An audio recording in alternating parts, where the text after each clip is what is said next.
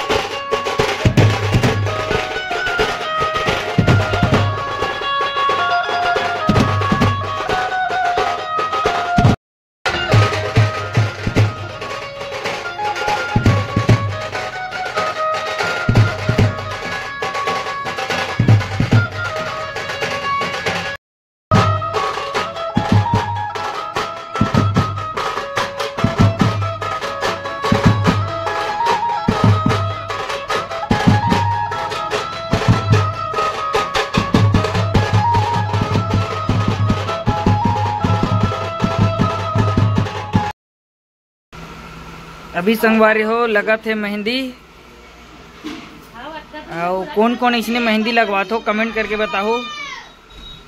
दूल्हा साहब काली बारात जाने हैं, जिन जिन ला बारात जाने भाई सिरसा वाला मन एकदम आमंत्रण नहीं मोर संगवारी मनाहू काबर भाई पार्टी दी संगवारी हो। अभी चला थे मड़वा जमाई, आप मन के समाज में इसने मड़वा जमाई चलते कि नहीं चलते तेला कमेंट करके बताओ। तो 1 गोत्र 2 और 3 4 5 गोत्र जो है बैठते और मड़वा ला जमाते। मड़वा जमाए के बाद ही बड़ा सोहारी पूड़ी ला रेंगाए जाते। अभी देखो मड़वा जमाई चला थे और बड़ा सोहारी रेंगाई चला थे।